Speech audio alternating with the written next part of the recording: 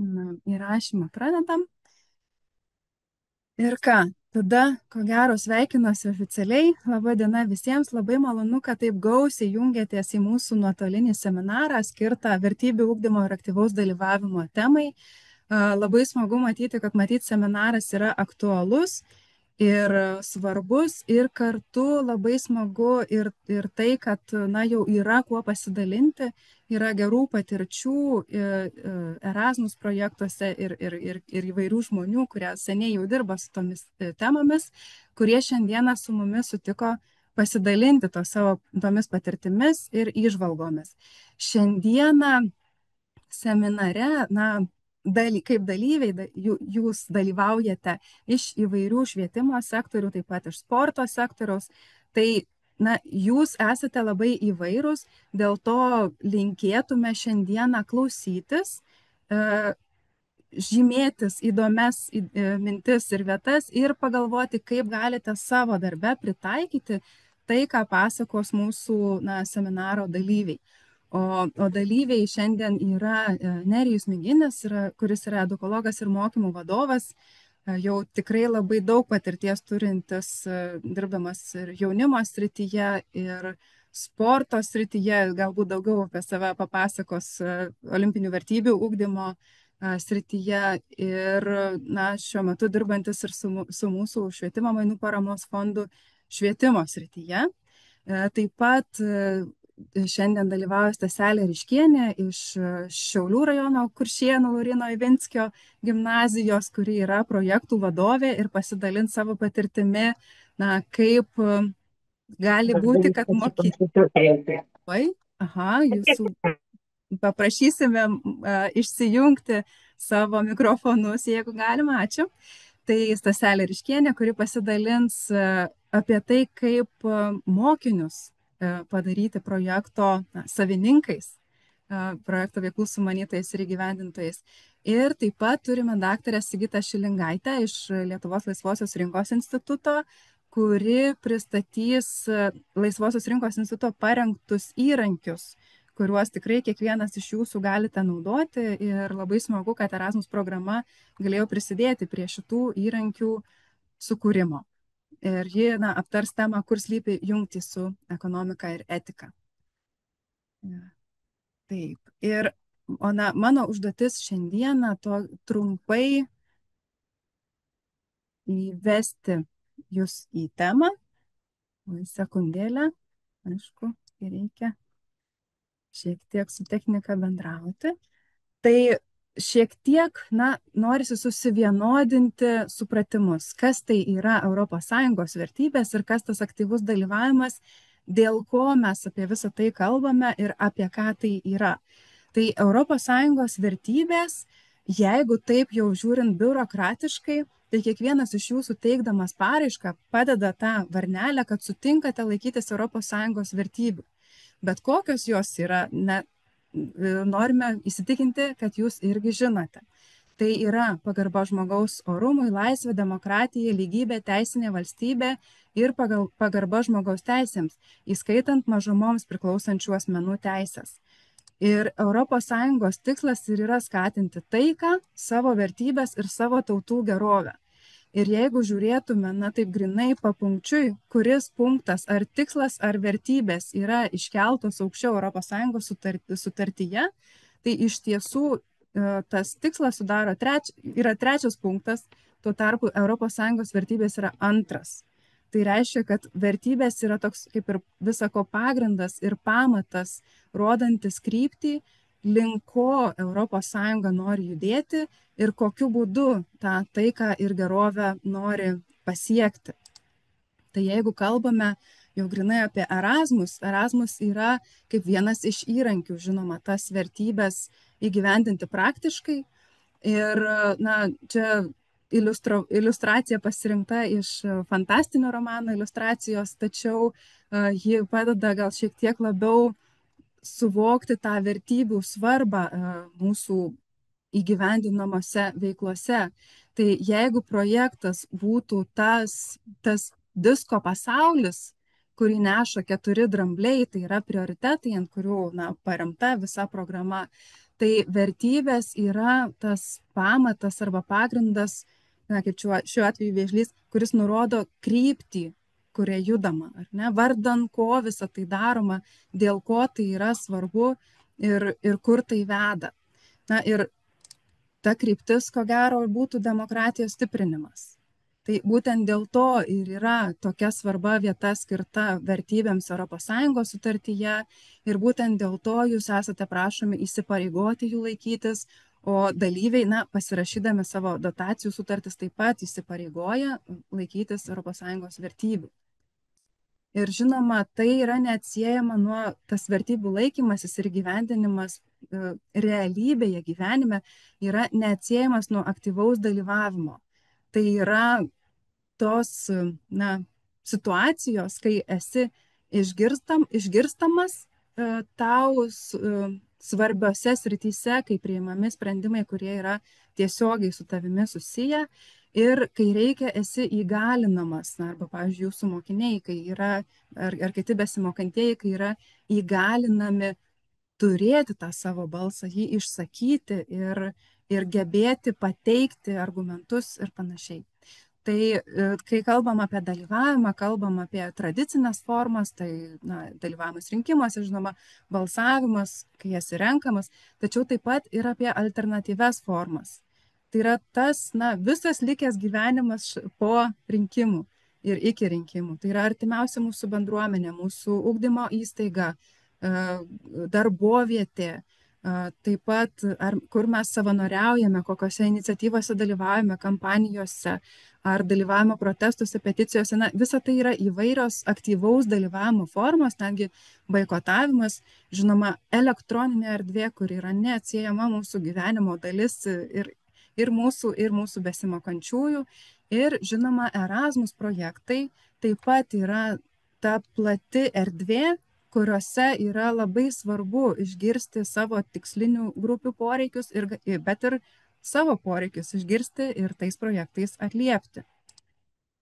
Tad jeigu kalbėtume apie jau konkrečiai Erasmus projektus, tai tai man tai asocijuojasi šiek tiek tokiais kaip ir bėgiais, traukinio bėgiais, kad gali būti dvejopas tas dalyvavimas, dviem būdais pasireikšti.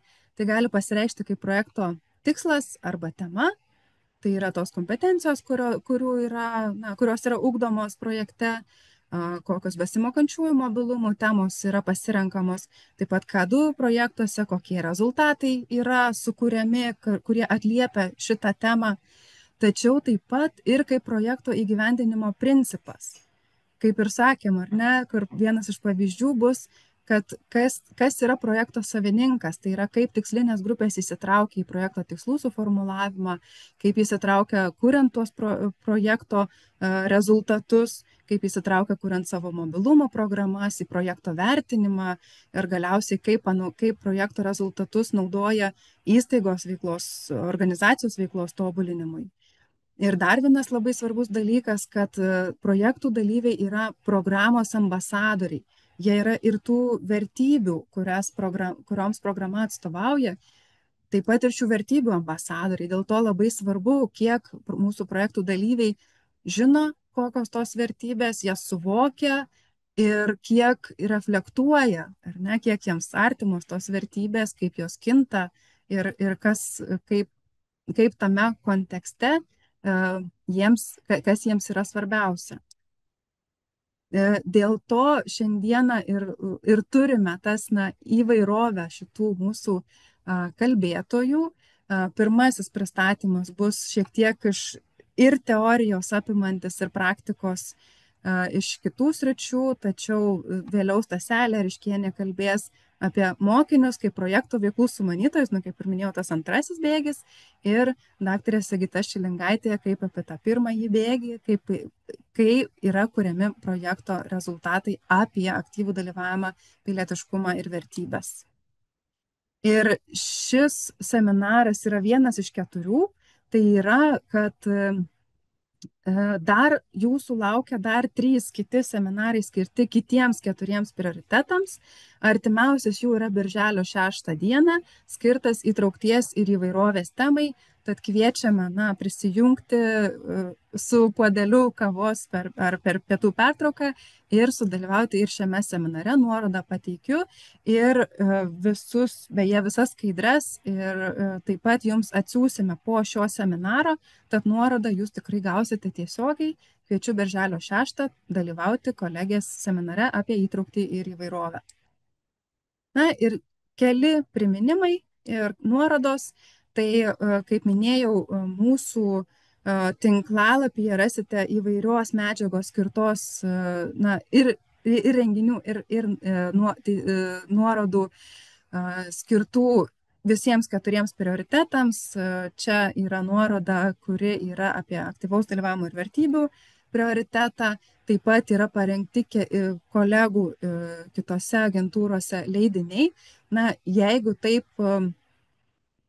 klaustumėte, nuo ko pradėti arba kurį pirmą skaityti, tai žinodama, kad jūs esate visi tikrai labai užsiėmę žmonės, tai siūlyčiau imtis šito vidurinio leidinio, kuris yra grinai praktinis, metodinis leidinys apie tai, ką daryti, kaip daryti tam, kad ugdytumėte bendrasias kompetencijas savo Erasmus projektuose. Tai kaip dalyvius parengti, kaip reflektuoti, tiesiog reklamuoju kolegų iš Airijos agentūros leidinį, nes jis tiesiog yra labai geras ir tikiu, kad šiandien kiti pranešėjai irgi pasidalins savo įžvalgomis ir rekomendacijomis.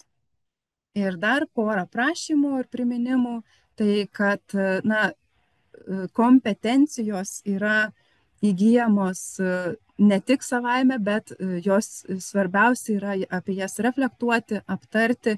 Ir dėl to prašome ir kai dalyviai pildo po savo mobilumu, pildo anketas, aptarti su jais jų įgytą patirtį ir į žmonių kalbą išversti ir tą klausimyną, kurį dalyviai pildo. Ir 2 iš klausimų yra skirti būtent aktyvaus dalyvavimo ir vertybių temai.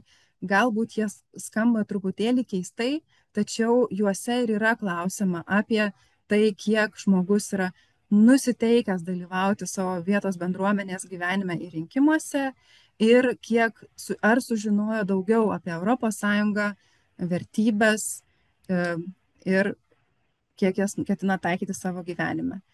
Ir paskutinis prašymas, nepamirškite žymėti šią temą ir prioritetą savo projektuose, kai teikiate paraiškas. Nes tiesiog tai yra mums svarbu, kad po to, kai ieškome gerųjų pavyzdžių, galėtume jūs rasti.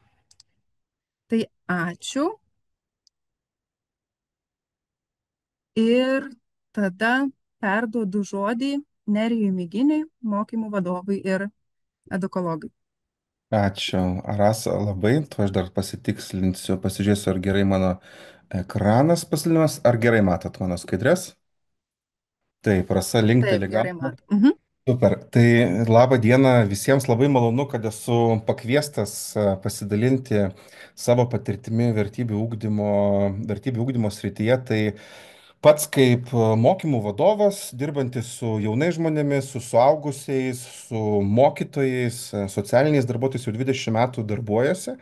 Labai daug dirbu su Erasmus Plus programa, mokau žmonės renkti projektų paraiškas, pats projektų paraiškas įgyvendinu, dirbu su neformaliojo ugdymo temomis ir taip pat viena iš mano temų tokį gerą dešimtmetį yra vertybių ugdymas. Tai mano šios dienos pristatymas yra tema vertybėmis pagrįstas mokymasis, ką galime padaryti šiandien. Tai kaip Rasa minėjo, bus šiek tiek ir teorijos, ir bus taip pat ir praktinių metodų, patarimų ir netgi nuorodų į kelis leidinius, ką jūs praktiškai galite padaryti su savo grupėmis, su kuriamis dirbate, su ugdytiniais. Tai galvoju, pradėsiu taip nuo tokio filosofinio klausimo. Mes ruošiantis šitam seminarui diskutavom, kad labai nemažai jūsų prisijungė prie šito seminaro, tai rodo tos temos aktualumą. Tai vertybės, į vertybių ugdymas, jinai yra labai aktuali tema. Ne vieną kartą švietimo diskusijose yra tekę girdėti tokį pasakymą, kad labai kalbam apie svarbius dalykus, bet vis tiek reikėtų atsigręžti į pamatinius dalykus, reikėtų atsigręžti į vertybės. vertybės ir pradėti pokalbį nuo vertybių. Tai mes žinom, kad mums tos vertybės yra svarbios. Vertybių ūkdymas jisai irgi yra labai aktualus, turintis tas gilias tradicijas ir šaknis, taip pat ir mūsų ūkdymo sistemoje. Tai tokį retorinį klausimą užduosiu, kurį pats atsakysiu. Kaip galvojate, kada pirmą kartą švietimo sistemoje buvo ištarta tokia frazė, kad mūsų švietimas išgyvena vertybių krizę? Tai, vat, tai visuotinis švietimas, jisai yra kažkur apie 200 metų jau vykdomas yra, kai dirba valstybinės mokyklos ir švietimas yra taikomas visiems. Tai kažkur XIX amžiaus viduryje, industrinės revoliucijos metu, kai pradėjo steigtis pirmosios mokyklos prie gamyklų, nes gamyklom buvo reikalingi darbuotojai, mokytojai pastebėjo, kad mokytojų vertybės ir mokinių vertybės skiriasi. Mokytojai buvo miestiečiai, išsilavinę, turintys daugiau tų žinių, gyvenantis miesto gyvenimą, o industrinės revoliucijos metu vaikai atvykę iš kaimiškų vietovių gyventi į miestus, nes tėvai kėlėsi tam, kad dirbtų gamyklose, jų vertybės buvo kitos - gamta, šeima, pastangos, mokytojų buvo daugiau savirealizacija, žinios, tobulėjimas. Ir kas atsitiko, kad įvyko pirmasis toks vertybinis susidūrimas. Ir tai, kad mūsų švietimo sistema išgyvena vertybių krizę, tai labai pastoviai atsikartojanti tema. Tai ir tie kartų skirtumai, ir požiūrių skirtumai, tai jie dalykai keičiasi ir vis mes kalbam, kad nu, vat, kažkur mes prasilenkiam.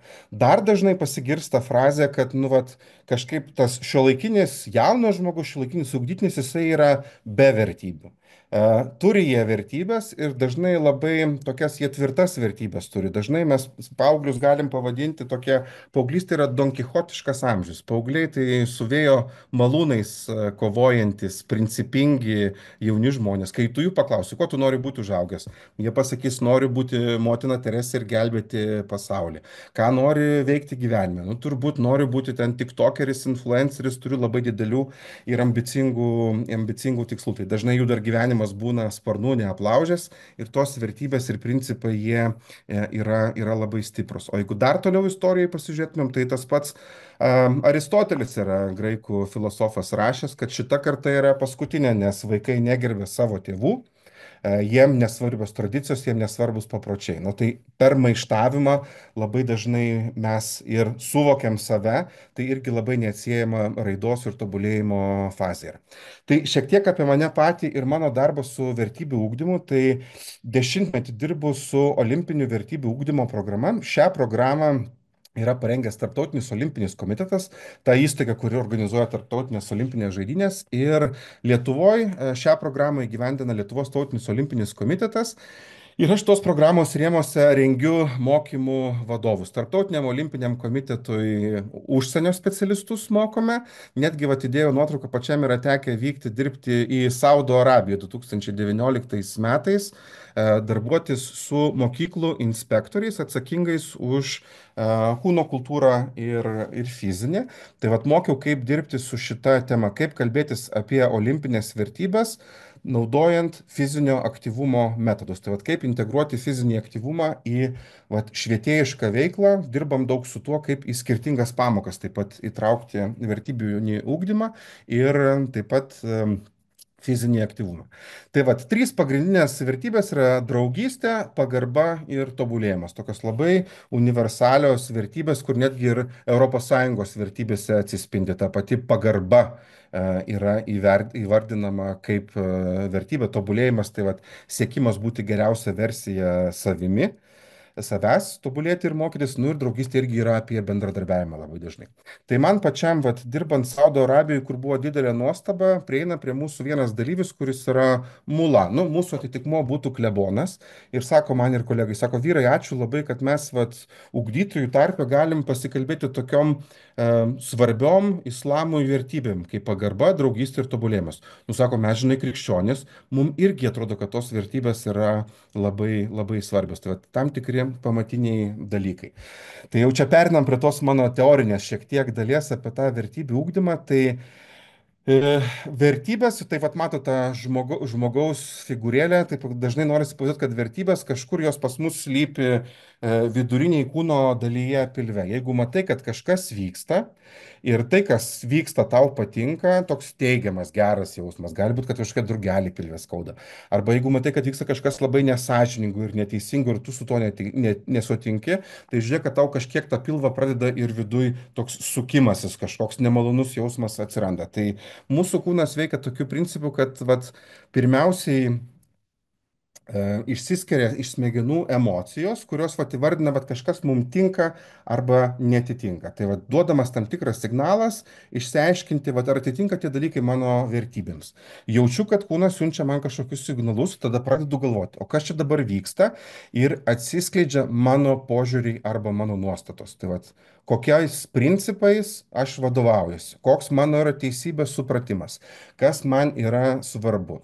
Na ir trečias lygis tai jau yra elgesys. Tai mes savo vertybės labai dažnai demonstruojame savo elgesiu, kaip mes socializuojame su kitais, kaip mes elgiamės kolektyve. Labai geras pavyzdys gali būti krepšinio varžybos.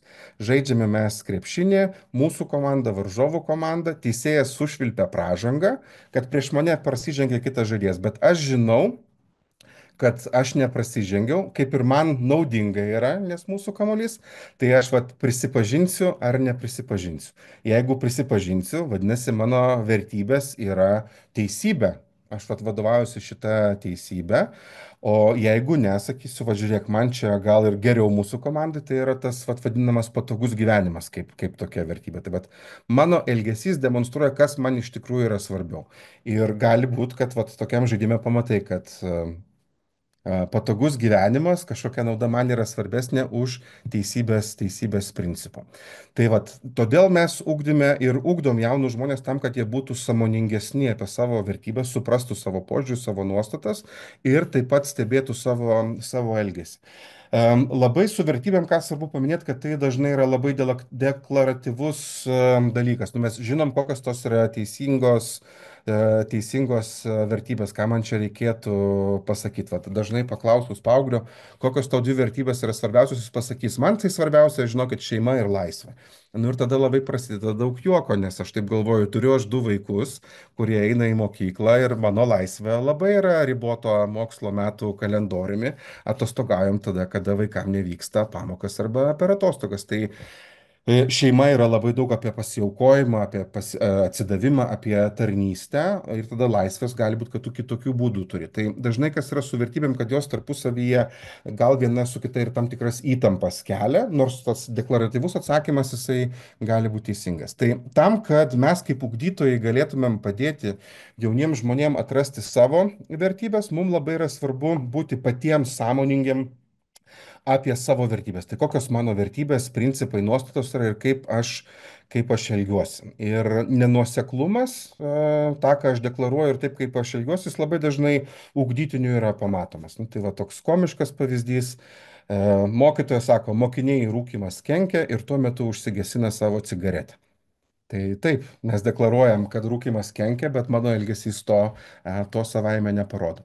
Ir matot, dešiniai pusėje ekrane yra tas vat, kompetencijos modelis. Tai mes žinom, kad mes ugdom kompetencijas, kurios yra reikalingos tiek Erasmus Plus programos rėmose mes mokome visam gyvenimui reikalingų kompetencijų, tiek savo ugdomosiuose kontekstuose. Tai kompetencija jinai susideda iš trijų dalykų - iš žinių, iš gebėjimų ir iš nuostatų. Tai žinios yra pats lengviausiai įgyjamas dalykas. Susitikau kitą žmogų gatvėje, mes pakalbėjom, aš gavau žinių. Perskaičiau knygą, aš gavau žinių.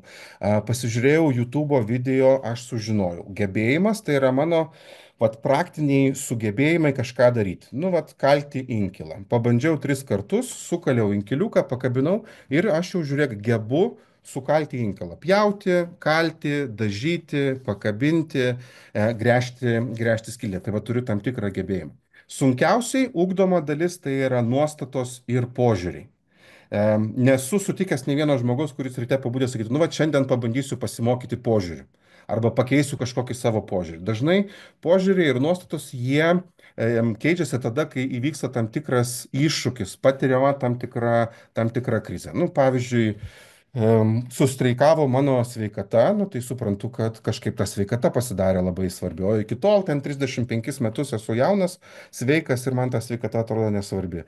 COVID pandemijos metu lietuviai buvo, kaip sakant, namuose laikėmės distancijos vieni nuo kitų, supratom, kiek mums yra svarbi gamta, nes sakė, miške tiek lietuvių daug nebuvo vaikščiančių prieš pandemiją ir po pandemijos. Kita labai svarbi žinutė, kad nu, vat, kompetencija jinai turi turėti visas šitas dalis - žinias, gebėjimus ir nuotas. Nu, turbūt esat sutikę žmonių, kuris išlaikė vairavimo teorijos egzaminą, turi žinias, sugeba vairuoti, nes išlaikė vairavimo egzaminą, nusiperka pirmą automobilį ir ant galinio stiklo užklijuoja lipduką, stabdžius sugalvojo kvailiai. Tai va, arba turim labai daug juokelių apie BMW automobilius. Iš švietimo pavyzdys galėtų būti, turiu kolegą ugdytoją, kuris labai gerai išmano astronomiją, turi labai daug fizikos ir astronomijos žinių, turi labai gerus didaktinius sugebėjimus, kalba viešai, pristato, moka naudoti skaitmeninius įrankius, sugeba sudominti, o jo požiūris šio laikiniai nekenčių vaikų. Tai va, tai tada neturi tu tos kompetencijos, nes pas tave su nuostatais ir požiūriais yra netitikmuo, nepilnai išpildyta ta kompetencija. Tai va, tai pereinam šiek tiek jau prie ūkdymo strategijų. Tai vertybių ūkdymo strategijos jos dažniausiai yra trys tipinės vertybių ūkdymo strategijos arba tam tikros irgi vertybių rūšis. Tai vertybių strategija dogmatinė. Tai vadovavimis tam tikromis universaliomis vertybėmis, kurios apibrėžia, gali būti, kad religinė dogma arba tam tikra ideologinė dogma, politinė dogma irgi gali apibrėžti. Tos pačios olimpinės vertybės - pagarba, draugystė, tobulėjimas yra tam tikra dogma.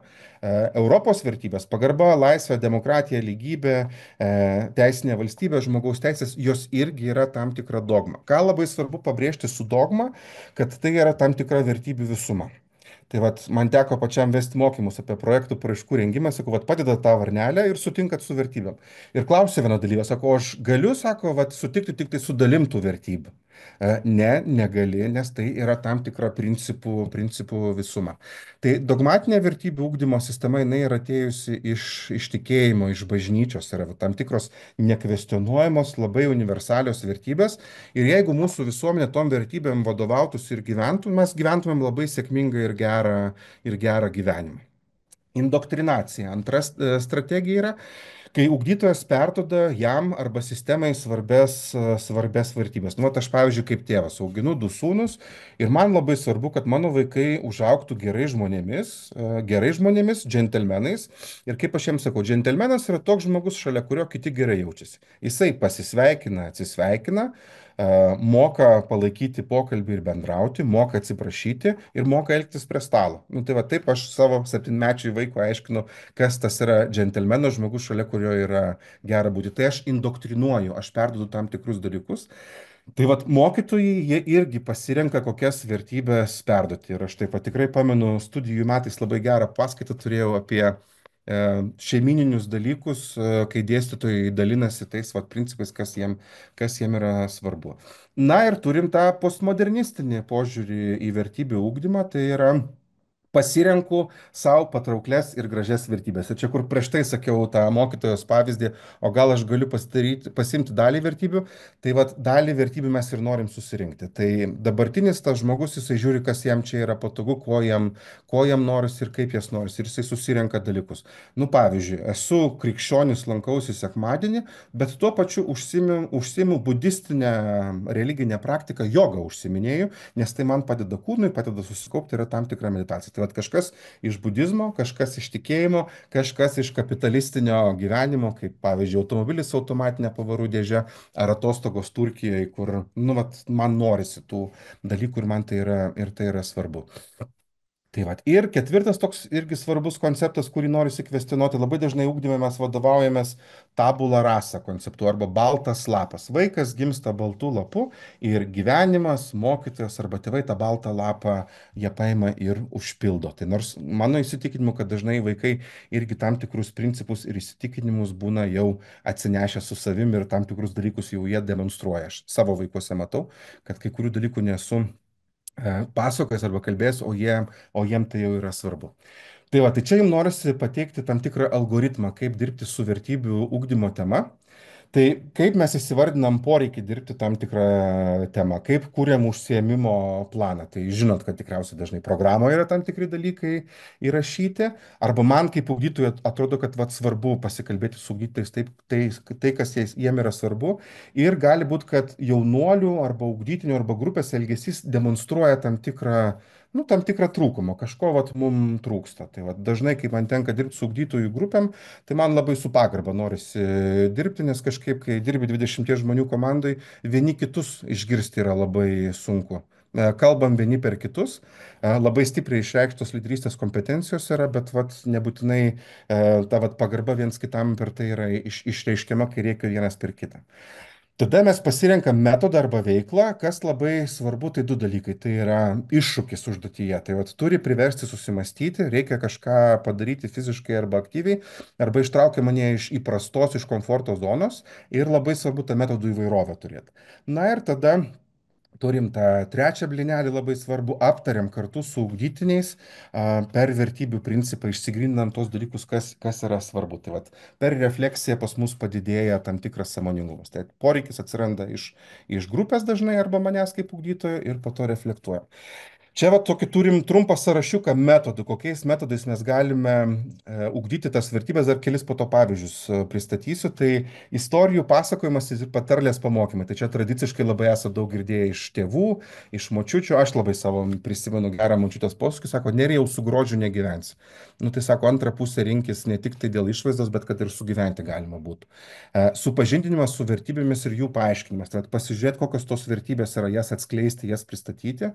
Atvejų analizės, filmų peržiūros, kur irgi tam tikros moralinės dilemos rodomos yra, kūrybinės užduotis, svajonės apie kūriam idealią visuomenę, kūriam idealią demokratiją, kur klyjuojam koliažą vertybiško žmogaus, klyjuojam, piešiam savo vertybių mikrokosmosą žmonės, kurie man yra labai svarbus. Tai va čia toks savęs suvokimo irgi užduotis apie tai. Taip pat vat, jogos budistinės patirtis gali tai padėti. Elgesio modeliavimas.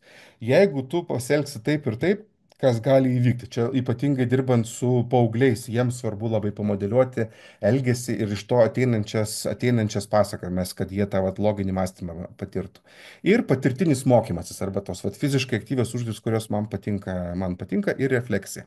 Tai dabar kelios mano tokios skaidrės su metodais. Tai čia yra Milton Rokiš, 60 metais praeito amžiaus yra sukūręs dvi vertybių skales - asmeninės ir profesinės vertybės, po 18 vertybių, tokios jos yra ganėtinai vakarietiškos. Ką aš darau su grupėmis, duodu lapą atspausdintą su tom vertybėm, prašau individualiai išsireitinguoti tas vertybės, kurios joms svarbios yra, nuo 1 iki 18, ar ten įsirinkti pagrindinės 10, galima sukarpyti ir suklijuoti. Siunčiu į grupelės diskutuoti, kad žmonės dalintųsi apie tai, vat, kokios jom vertybės jiem yra svarbios. Tai vat, supažindinu su vertybėmis. Čia Lietuvoje toks buvo 2 kartus atliekamas mokytojų ir mokinių vertybių tyrimas. Mano dėstytoja Vanda Ramevičiūtė amžinatilsį tą tyrimą yra dariusi. Tai va, tai šitas metodas padeda supažindinti ir atpažinti. Atvejo analizės metodas yra ir aš norėčiau atkreipti jūsų dėmesį į trečią vat, pavyzdį. Vyksta Lietuvos moksleivių krepšinio lygos varžybos, ketvirtfinalis, antrame kėlinyje kamuolys nuskrieja į užribį, teisėjas nepastebi situacijas, žaidėjas, kuris paskutinis lietė kamuolį, pakelia ranką, signalizuoja teisėjui, kad po jo prisilietimo kamuolys išskriejo už aikštės ribų. Kamuolys atiduodamas varžovų komandai. Tai va, tai prisipažinau sąžiningai, kad nuo manęs išėjo kamuolys, būtų kamuolys buvęs mūsų, dabar kamuolys yra varžovų. Treneris prisipažinusi žaidėją sodina ant suolo, apkaltina moksleivių, kad toks sprendimas gali jiems kainuoti varžybas. Treneris kitoms rungtynėms suspenduoja žaidėją. Tai va, aš ko prašau savo tų dalyvių mokymų metu, įvardinkit, kur čia yra kilnus elgesys, kur yra teisingas elgesys ir čia tu jau gali analizuoti. Gali analizuoti apie tai, kaip pasielgia žaidėjas, kaip pasielgia treneris, kuris iš jų buvo kilnus, o kuris paminė kilnų elgesį. Arba pirmas pavyzdys - vyksta plaukimo pamoka, moksleivis pradeda skęsti, mokytojas, kuris vedė plaukimo pamoką, išgelbė skęstantį vaiką. Ir klausia, čia kilnus ar nekilnus elgesys.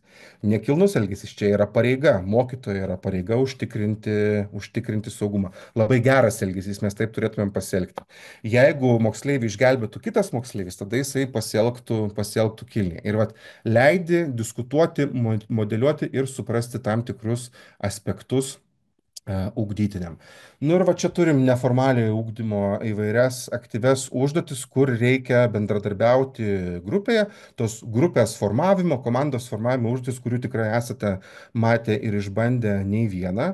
Patiriame užduotį ir po to mes aptarinėjame, kas vyko tos užduoties metu.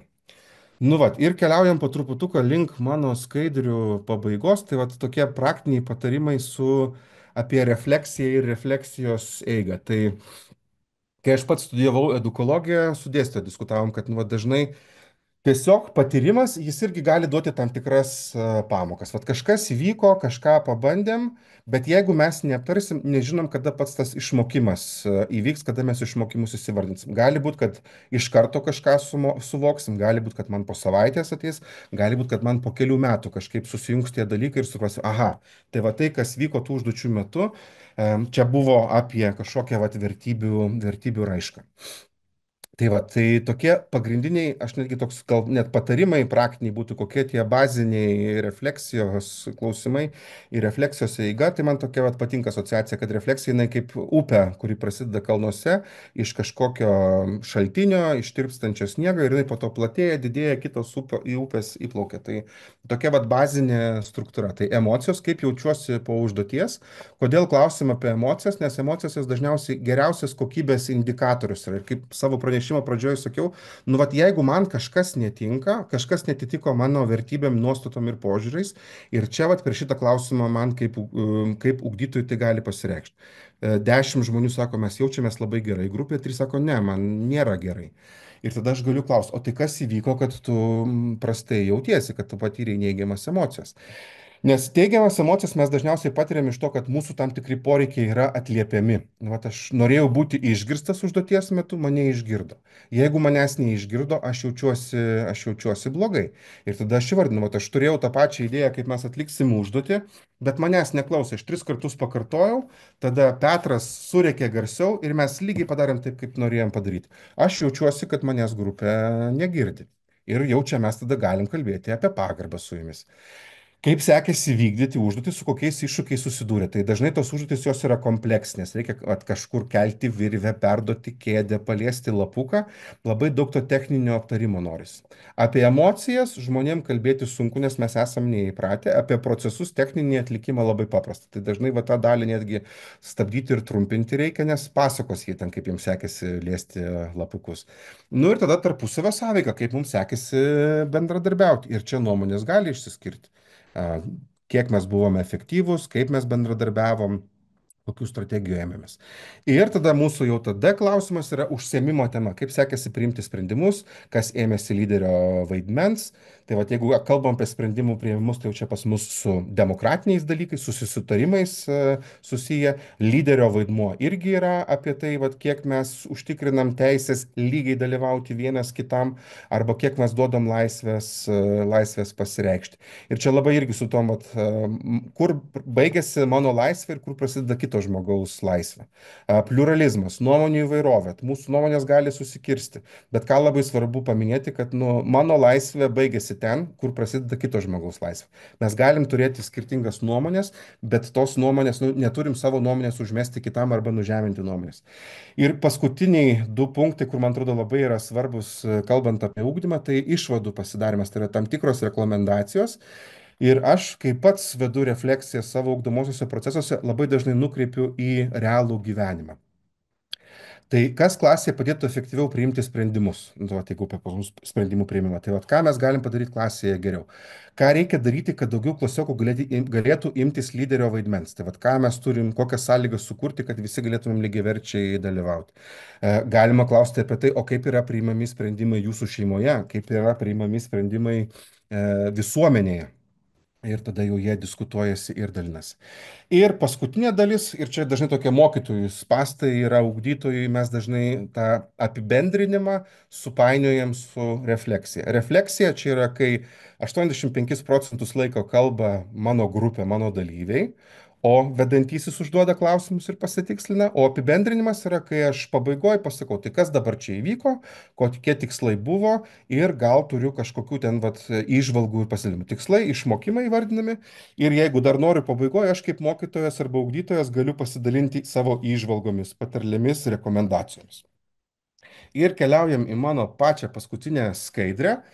Tai keli tokie patarimai, į ką reikėtų atkreipti dėmesį. Tai refleksijos metu labai svarbu kvestionuoti moksleivių įsitikinimus ir visuomenės stereotipus. Nu, vat, pavyzdžiui, ką rodo tyrimai, kad moksleivių žinios apie politiką labai stipriai remiasi tėvų nuomonės ir tą informaciją, ką perduoda. Tai vat, neseniai pats girdėjau tyrimo pristatymą, kur buvo pateiktas praktinis pavyzdys. Klausia mokinių, 7-okų, 8-okų, ką žinote vat, apie vietinius rinkimus, savivaldos rinkimai vyksta. Oi, sakė, ėjom su mama gatve, sako, matau politiko plakatą, mamos klausiu, kas čia tokio. Mama sako, tu net nežiūrėk, čia yra vagis. Tai vat, visi politikai vagis, visi verslininkai yra vagis, tai yra tam tikras įsitikinimas, kurį mums reikia kvestionuoti. Nu, ar tikrai čia dabar taip yra? Iš kur žinai? Mama sakė, o iš kur mama žino? Tai, va, tai jie su jais diskutuoti, pateikti pavyzdžius tam, kad juos priversti susimastyti. Stiprus klausimai yra reikalingi, kad vat, kvestionuotų ir supurtytų jo nuostatas tam, kad jie įsivardintų vertybės. Darėm fiziškai aktyvią užduotį, reikėjo per virvę perkelti vieni kitus ir kyla tokia mintis, merginos be vaikinų nebūtų atlikusios užduoties, nes vaikinai sušoko ir pradėjo perdavinėti moteris ir merginas per virvę, kuri yra metro aukštyje pakabinta. Ir tada klausiu, nu ar tikrai taip yra, kad merginos neatliktų užduoties. Ir merginos gali būti pasakyti, tai būtumėm atlikę. Būtų mums kas nors leidę ir davę erdvės, aš ir būčiau kėlusi ir lipusi ir pasaugus. Ir čia aš jau kvestionuoju požiūris į lygybę, į moterų dalyvavimą, apie tuos dalykus. Refleksijos metu klauskite apie realų gyvenimą. Vat, kaip klasėje priimam sprendimus, kaip šeimoje priimam sprendimus. Ar mes esame draugiška klasė, draugiškas kolektyvas, nes labai daug dalykų iš jų yra pačių. Ir aptarimą pabaikite išvadomis ir rekomendacijomis. Ką aš daryčiau, kad mūsų klasė būtų draugiškesnė? Arba mūsų kolektyvas būtų, arba mūsų grupė draugiškesnė. Vat, ką aš pasižadu, kad aš padarysiu pats. Tai va, tai tokie susitarimai, kuriuos galima netgi užfiksuoti.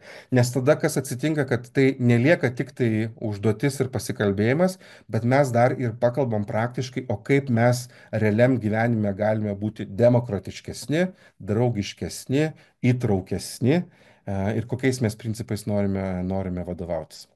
Tai va, ir pabaigoje nepamirškite apibendrinti ir pasidalinti, nes man iš mano vaikystės ir mokyklos tai tikrai kas labai yra įstrigę ir iš universiteto taip pat, kai dėstytojai, mokytojai, močiutės, tėvai dalindavosi savo pavyzdžiais, istorijomis ir patarlėmis. Tai va, šitas momentas jau po patyrimo ir jų išvadų pasidarimo, jis labai gerai suskambės, tai va, susisies su tuo, kas įvyko.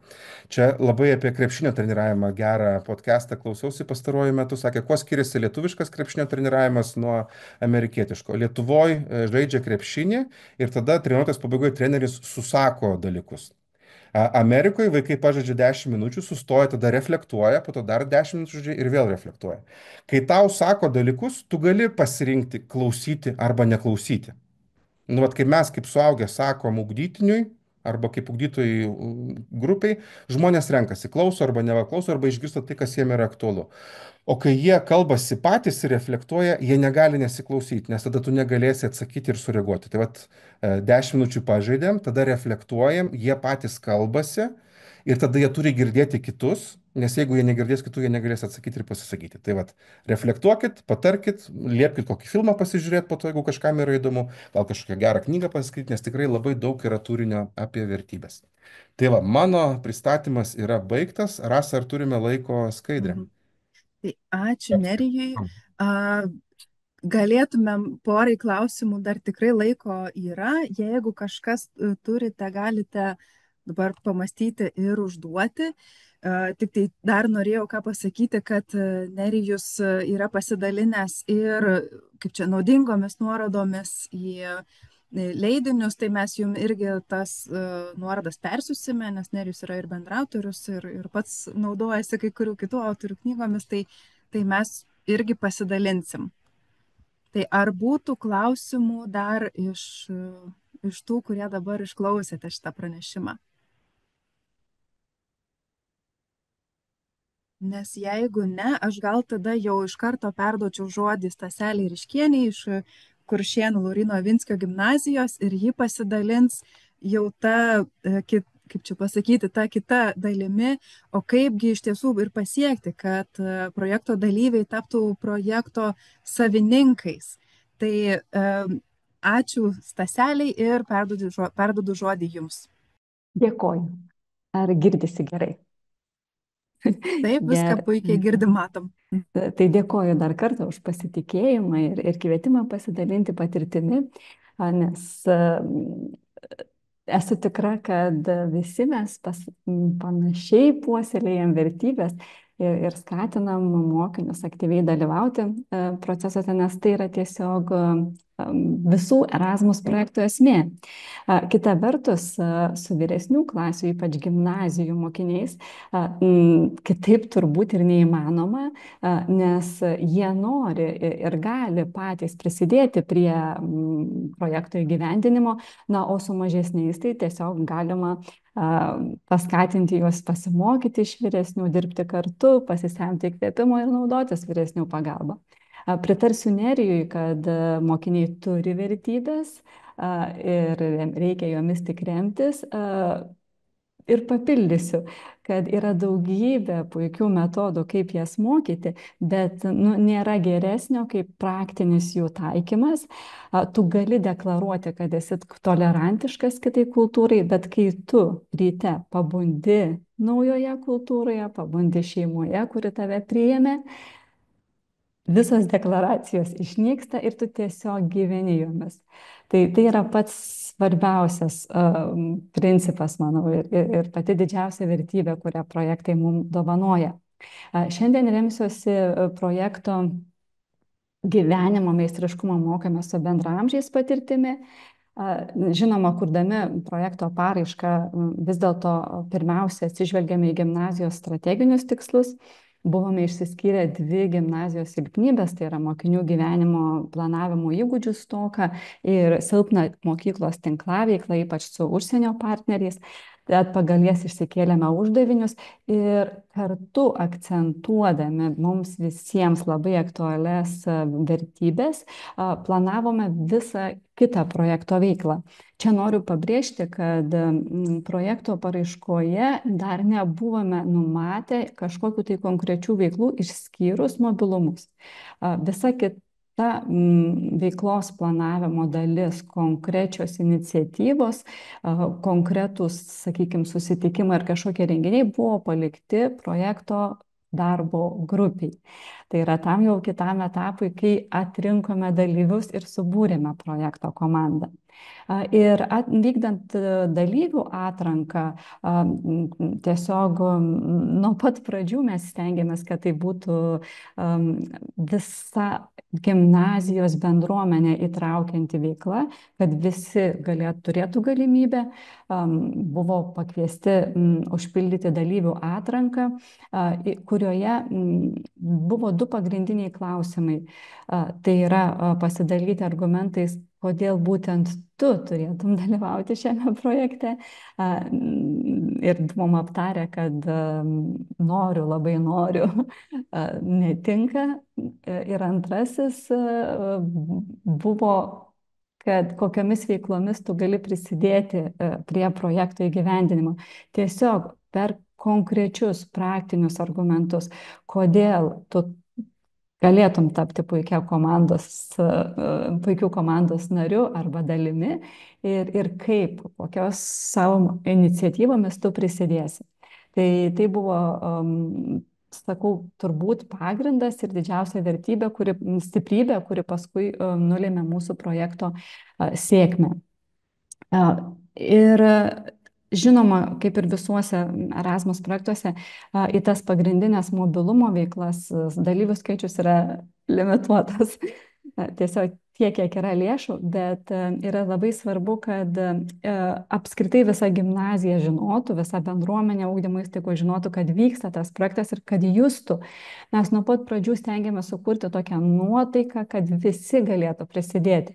Ir čia matot nuotraukoje mokinius atnešusius savo rankomis darytas vėliavėles partnerių pasitikimui. Tai jų veide matyti pasididžiavimą, kad jie irgi prisideda prie to ir kad kuriama tokia atmosfera, tokia nuotaika nuo pat projekto pradžios. Tai yra tiesiog tikrai labai labai vertybiškai stipri patirtis.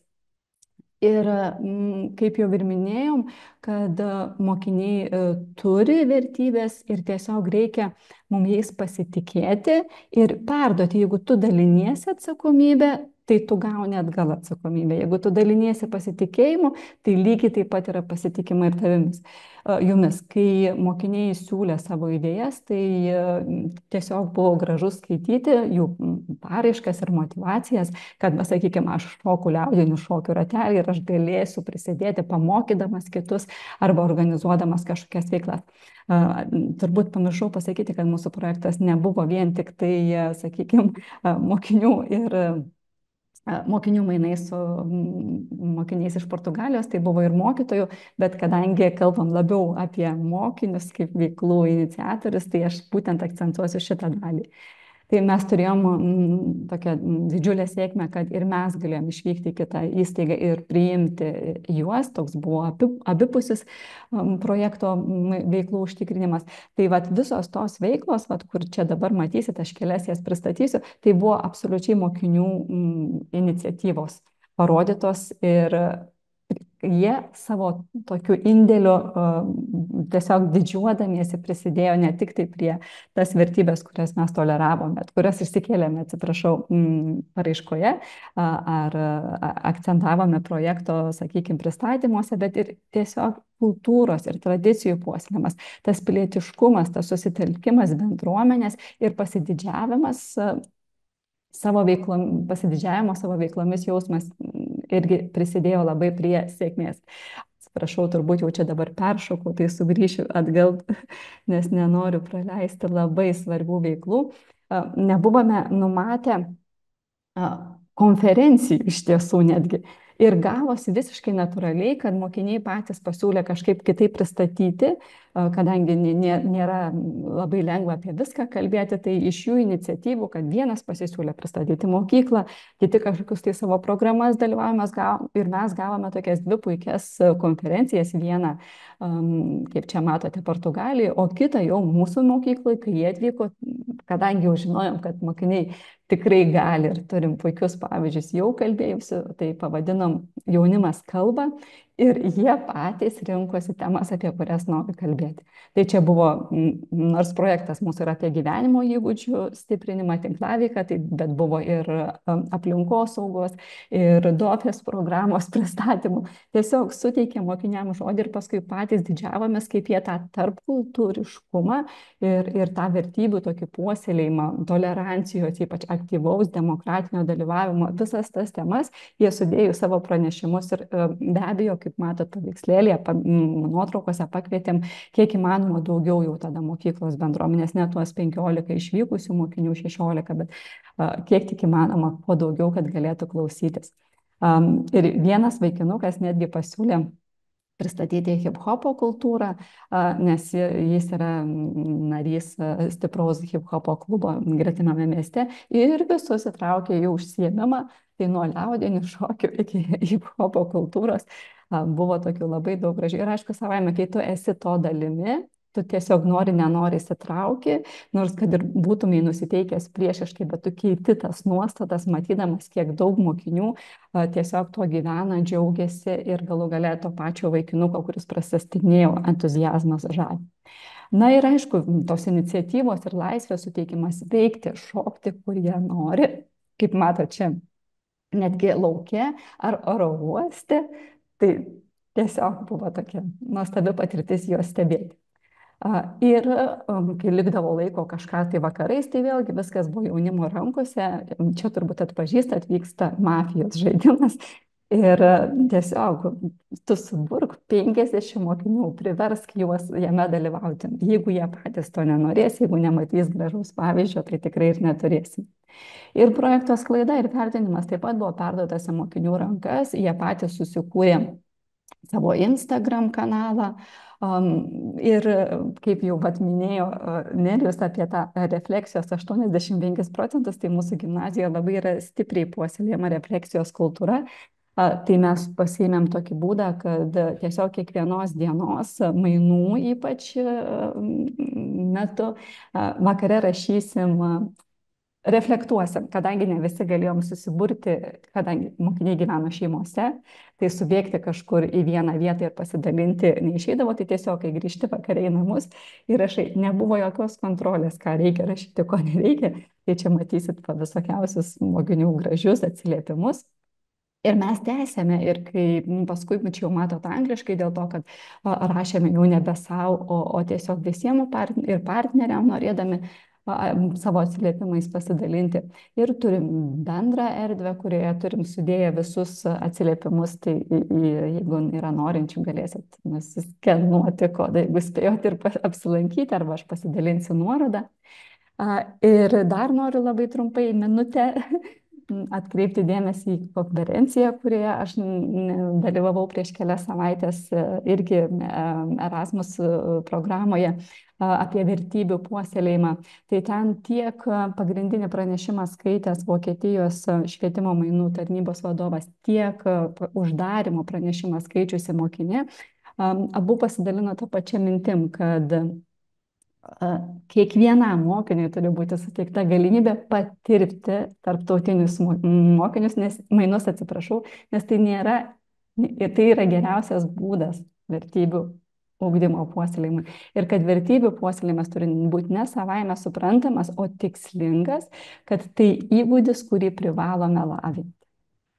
Ir tiesiog pabaigai norėčiau net ir tokią mintim pasidalinti, kad sėkmingas šitų veiklų įgyvendinimas per Erasmus programą, netgi pačią programą mūsų gimnazijos kultūroje jau pristato kaip vertybę ir mes stengiamės ją puoselėti. Tai tiek. Ačiū labai.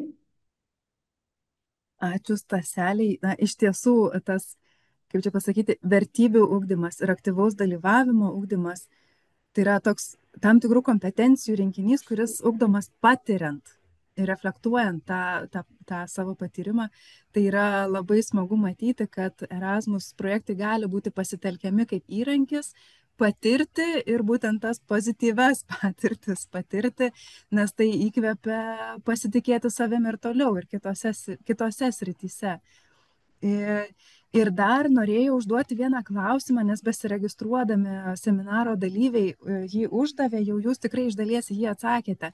Bet klausimas buvo toks, kaip paskatinti mokyklos bendruomenę, mokytojus ir mokinius aktyviai dalyvauti Erasmus projektuose.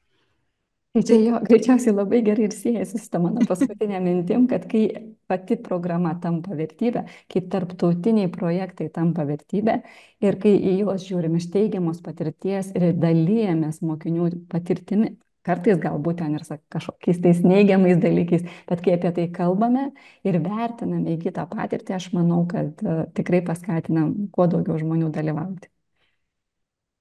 Labai ačiū Jums, Staselė, už tokią įžvalgą. Na ir tada jau skubu perduoti žodį daktarai Sigitai Šilingaitei iš Lietuvos laisvosios rinkos instituto ir kviečiu pasidalinti tais jūsų sukurtais įrankiais. Gerai, tai sveiki visi, malonu sveikintis. Buvo labai malonu išklausyti kitų kolegų pranešimus, tikrai labai įdomu. Ir tuomet dabar pasidalinsiu skaidrėmis ir papasakosiu, ką mes sukūrėm ir kuo norim pasidalinti su jumis.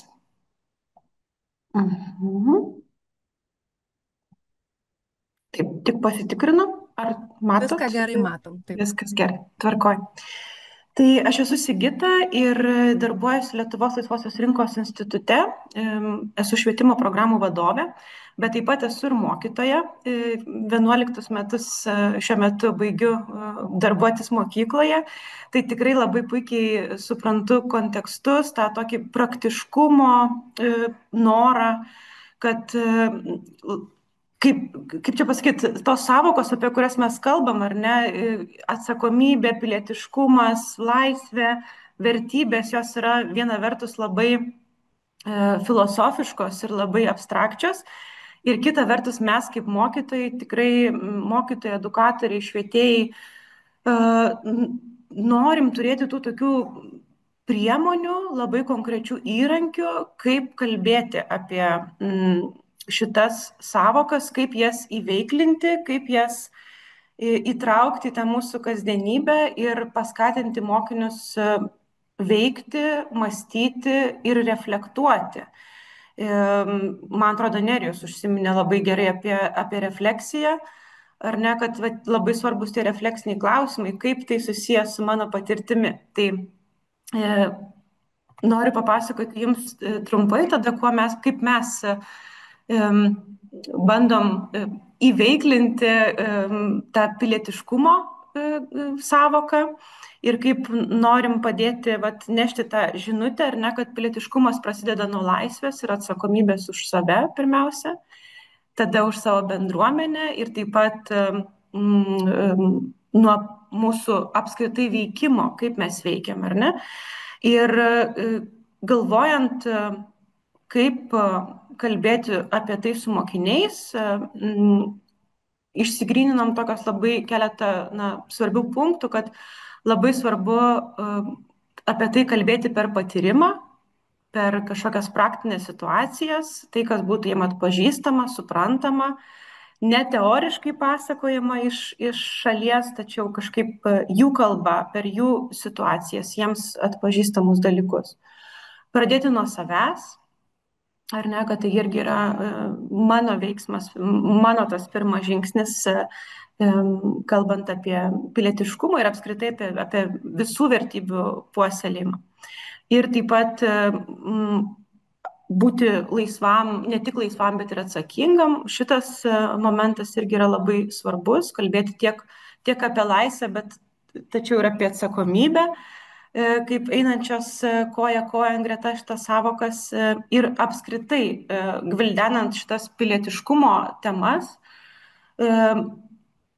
labai dažnai kyla klausimas, atrodytų, kad mes visi žinom, kas tai yra tas pilietiškumas, ar laisvė, ar atsakomybė, bet kaip kalbėti apie tai, kad būtų atpažįstama, kad būtų suprantama. Tai mūsų bandymas kalbėti apie tai yra vadovėliai, kurie yra skirti socialinių įgūdžių ugdymui. Tai yra vadovėliai, kurie apima keletą dalykų, tai yra dėstomų dalykų ar ne, tai yra ir etika, ir ekonomika, ir pilietiškumas, ir integruoja įvairius dalykus, kuriuos mokiniai mokosi mokykloje. Ir Lietuvos laisvosios rinkos institutas pirmiausia išleido vadovėlį vyresniems mokiniams, tai yra 9-12 klasių blokui. Aš jį netrukus parodysiu ir kaip jis atrodo pačioj platformai, kaip galima po jį judėti ir kaip jį galima naudoti. Ir tuomet supratome, kad reikėtų vis tik tai leistis į dar žemesnės klases, nes reiktų apie tą laisvę ir atsakomybę ir pilietiškumą kalbėti su mokiniais nuo kuo ankstesnių metų, ar ne, kad jiems tai būtų kažkaip gyva, suprantama ir taptų jų dalimi. Ir taip pat, kalbant apie tą vadovėlį gimnazistams skirtą, ar ne, tai tikslas yra iš tikrųjų abiejų vadovėlių labai panašus, tai yra ugdyti laisvą už save ir savo bendruomenę atsakingą jauną žmogų, pilietį. Ir abudu vadovėliai pasižymi unikalia metodika. Būtent šitas vadovėlis Pilietis per 31 valandą buvo apdovanotas Europos inovatyvaus mokymo apdovanojimu. Ir ta metodika yra tokia, kad mes kalbam apie reiškinius integruotai, ar ne, tai yra reiškinys grįstas mokymasis. Ir tie reiškiniai, visų reiškinių centre yra veikiantis žmogus. Tai reiškia, kad aš pradedu nuo savęs, aš suvokiu tos reiškinius, kurie yra aplink mane, aš juose veikiu, aš juos reflektuoju ir tada jau galiu prisimti atsakomybę galbūt ir už bendruomenę ir žmonės, kurie yra aplink mane. Ir tie socialiniai reiškiniai, apie kuriuose yra kalbama abiejose vadovėliuose, yra tokie, bet sudėjom į skaidrę keletą pavyzdžių, tai yra tokios labai universalios temos, kurios rūpi visiems ir apie kurias galima kalbėti iš skirtingų kampų ir ne tik galima, bet ir reikia, man atrodo. Aš kaip mokytoja tai esu labai prijaučianti tam mokymosi stiliui, kai mokomasi ne atskirais dalykais, bet apskritai apie pasaulį. Mes pažįstamam pasaulį, kuris aplink mus yra ir jis yra labai įdomus, labai įvairus. Ir jį uždaryti į atskiras dėžutes, ten čia ekonomika, čia matematika, čia kalbos, čia dar kažkas, na, yra toks tam tikras apribojimas. Tai tikrai labai norisi sumegzti dalykus ir mokytis integruotai, tarpdiscipliniškai. Ir tada būtent tie reiškiniai ir atsiveria visų grožiu ir visom, kaip čia pasakyti, visų savo tos įdomiausius kampus atveria, jeigu mes gebame pažiūrėti, tarkime, tiek iš ekonomikos perspektyvos ar ne, tiek iš etikos perspektyvos, tiek ką ta tema reiškia man kaip piliečiui, arba ką aš galėčiau nuveikti kaip pilietis ir panašiai. Tai tokios būtų temos vadovėlių ir taip pat kitas pjūvis, kaip mes siūlome keliauti per šiuos vadovėlius, tai yra na, tokie 3 dar suskirstimai, kad pirmiausia, ką tai reiškia man pačiam, tada kaip ši tema yra suprantama bendruomenėje, kurioje aš gyvenu, ar tai būtų mažesnė ar didesnė bendruomenė, ar ne. Ir tada kaip ta tema atsiskleidžia dar didesnėme kontekste, pasaulinėme galbūt kontekste, tarptautinėme kontekste. Tai toks žvilgsnis nuo savęs ir ėjimas link kito, link kitų ir link dar platesnės aplinkos. Na ir, kaip minėjau, integruojame vadovėliuose keletą dalykų. Tai pagrindiniai dalykai yra 3. Jau mano minėta etika, pilietiškumas, ekonomika. Na, jaunesniųjų klasių mokiniai ekonomiką ir turi tik kaip integruotą dalyką, ar ne, kurį na, mokytojai turėtų integruoti per įvairius kitus dalykus. Tai vėlgi šitas vadovėlis yra tikrai labai dėkingas tam, yra įvairiausių užduočių, kurias galima pritaikyti įvairiuose kontekstuose. Ir taip pat galima puikiai šį vadovėlį naudoti, abu vadovėlius naudoti gyvenimo įgūdžių pamokose. Esama ir dar platesnių kontekstų, tai istoriniai kontekstai, geografijos kontekstai, apskritai, na, tas socialinių mokslų blokas labai gražiai atsiskleidžia abiejose vadovėliuose. Ir jaunesniųjų klasių vadovėlis praktiškai tokiu pačiu principu yra sukurtas. Jis skirtas 5-8 klasėm. Mokytojai gali pasirinkti, kokias užduotis duoti kurios klasės mokiniams. Ir taip pat yra sukurtos pratybos šalia šito vadovėlio. Tiesa, nepaminėjau, kad abu vadovėliai yra skaitmeniniai, nemokami, prieinami per Prosper Akademija platformą, netrukus tai pademonstruosiu. Tačiau pratybos yra popierinio formato, ir ne, tai buvo irgi sukurta atliepiant mokytojų poreikius, nes jie išsakė mintį, kad na, labai gerai būtų turėti tą erdvę, kur užduotis atlikti, ne tik tai matyti vadovėlį savo ekranuose. Na ir visą laiką abu vadovėliai buvo pilotuoti su įvairiais mokytojais, įvairių dalykų mokytojais skirtingose Lietuvos miestuose. Ir visą laiką labai laukiam mokytojų grįžtamojo ryšio ir tikrai atsižvelgiam ir, na, laukiam labai daug iš tikrųjų grįžtamų ryšio ir puikių atsiliepimų apie šiuos vadovėlius. Ekrane matote vieną iš jų, tai tikrai praktiškai, nežinau, kas savaitę mokytojai parašo vieną ar kitą žinutę, kad naudoja, kad tai yra labai įtraukiančios priemonės. Aš pati esu Lietuvos etikos mokytojų asociacijos pirmininkė, tai daug bendradarbiauju su etikos mokytojais. Tai vat čia praeitą savaitę irgi kažkur tai irgi nugirdau atsiliepimą, kad sako, jau kai jokios priemonės neveikia, ypač dabar, artėjant vasarai, ar ne, tai jau visi esam pavargę ir mokiniai taip pat ir atrodo, kad jau labai sudėtinga yra sudominti. Tai, sako, vadovėlis jaunas ir pilietiškas visą laiką yra išsigelbėjimas, nes mokiniai iš karto suklūsta, jie įsitraukia, jie dalyvauja. Bet tas žodis dalyvauti ar ne tikrai yra labai svarbus ir nėra taip lengva mokinius paskatinti, įsitraukti į įvairias užduotis. Tai vadovėliai šitą tikrai padeda padaryti. Tai štai, dabar tada parodysiu, kur galima juos surasti. Yra Prospera Akademija svetainė. Turėtumėte irgi dabar matyti svetainės, atidarytą svetainę. Ir, tik taip patrauksiu dar šitą. Matote tokius kampe 2 laikrodukus. Čia aš jau dabar, kad negaiščiau laiko, tai jau prisijungiau, bet pirmą kartą registruojantis, tai reikia užsiregistruoti, mes patvirtiname jūsų registraciją ir tuomet jau galite prieiti prie skaitmeninių vadovėlių. Tai yra ir daugiau produktų toj Prospera Akademija platformai, taip pat ir ekonomikos vadovėlis, nuoroda į popierinį ekonomikos vadovėlį, ekonomikos viktorina, bet šiandien mes kalbam apie skaitmeninius vadovėlius, tai matote 2 ikonėlės, kurios ir skirtos šiems vadovėliams.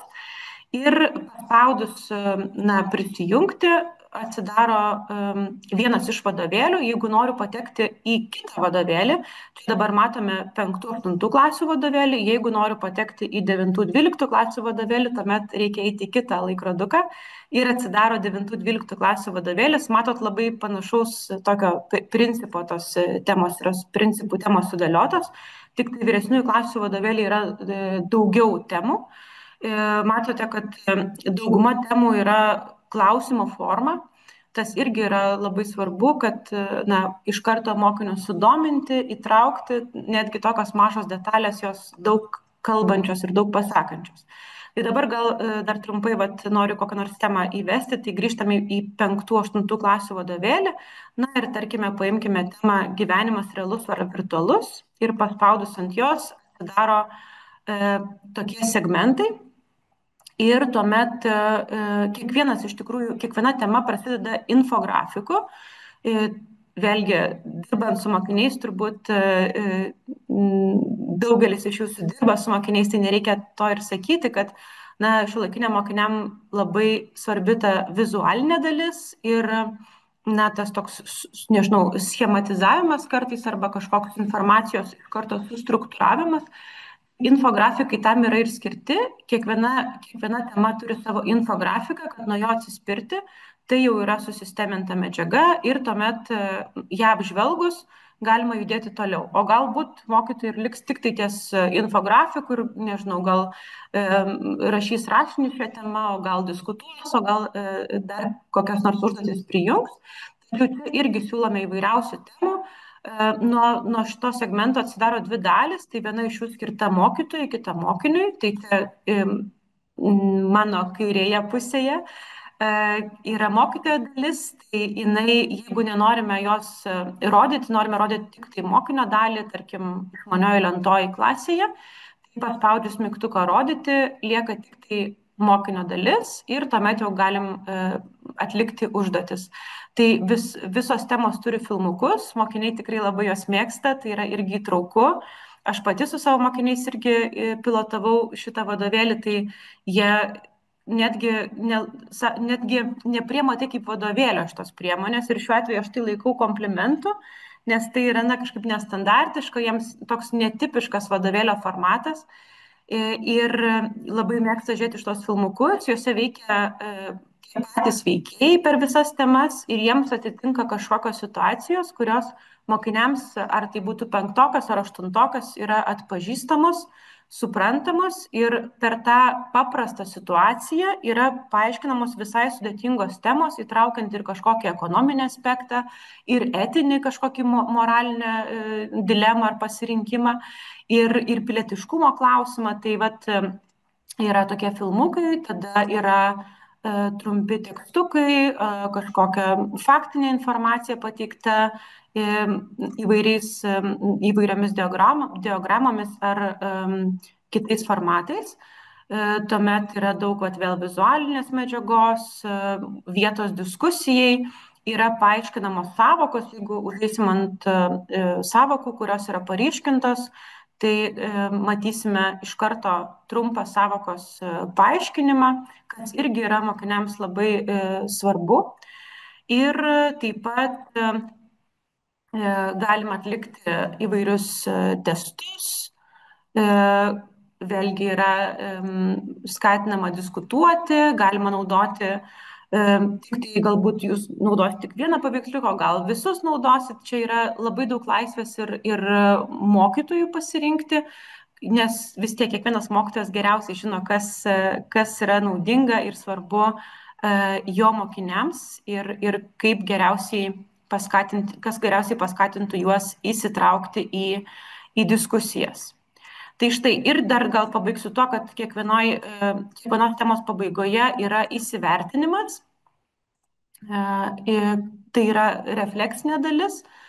Tai vėlgi labai pritariu, kad refleksija yra itin svarbus elementas kiekvienoje pamokoje. Ir tai padeda susijęti tą informaciją, kurios buvo mokomasi su savo gyvenimu, su savo patirtimi. Ir vėlgi, jeigu grįšime atgal į temų sąrašą, galiu judėti per kitas temas ir atsidaryti kitą temą, kitas užduotis, arba galima vėl grįžti į kitą galbūt eiti vadovėlį. Tikrai mokytojai dirba labai įvairiai ir tas užduotis išsiskaido toms klasėms, kurioms jos yra pačios tinkamiausios. Štai, tai gal trumpai tiek apie vadovėlius. Jeigu būtų klausimų, tai mielai atsakysiu. Labai ačiū Jums, Sigita, kad pasidalinote, nes iš tiesų, matosi, kai ruošia medžiagą praktikams, tai tada ji ir yra tokia labai pritaikoma ir imk ir naudok. Žodžiu, kad nereikėtų pačiam ten bandyti kažkaip rasti ir adaptuoti. Aš turiu vieną klausimą, nes šiandien mūsų seminare dalyvauja su įvairiomis grupėmis dirbantys ugdytojai, tai yra ir suaugusiųjų švietėjai, ir profesinio mokymo, ar galbūt aukštojo mokslo. Tai norėjau paklausti, ar teisingai suprantu, kad pavyzdžiui vyresniųjų klasių tas vadovėlis, ar teisinga mano prielaida, kad jis gali būti naudojamas ir dirbant su kitomis tomis tikslinėmis grupėmis, su suaugusiais? Labai įdomus klausimas. Manau, kad taip.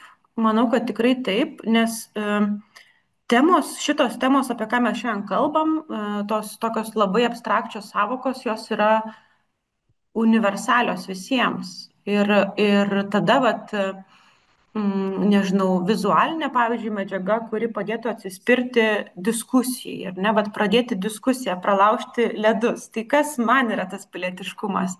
Arba kas tau yra, ką tau reiškia pilietiškumas?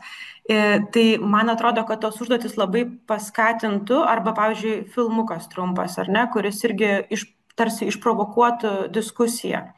Tai tam tikrus elementus tikrai galima naudoti ir net ir į suaugusiųjų pusę einant. Ir tiesą sakant, dabar prisiminiau pavyzdį, kad net ir į kitą pusę teko kalbėti su pradinukų mokytojais ir sako, infografikus mes galim tikrai panaudoti net ir pradinukų pamokose, ten, nežinau, ketvirtokam jau ta informacija jau yra pakankamai suprantama arba mokytojai gali paaiškinti ir atsispirti kažkokiam užduotim.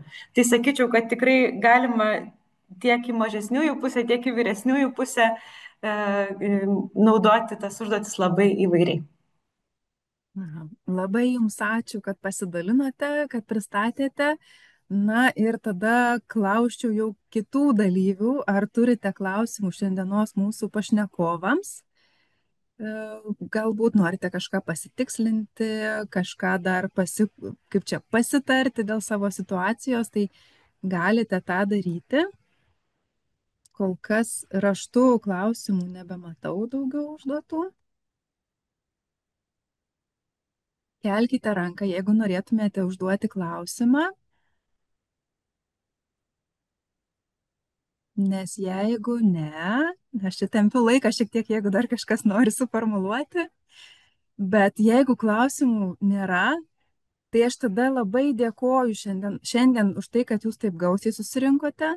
Labai ačiū Nerijui, Staseliai ir Sigitai, kad pasidalinote patirtimis ir įrankiais, kurie padeda tokią sudėtingą temą, tokią plačią temą atvesti į kasdienybę ir į tuos paprastus, atrodo, žingsnelius, kuriais iš tiesų nueinamas toks labai ilgas kelias ir labai svarbus kelias.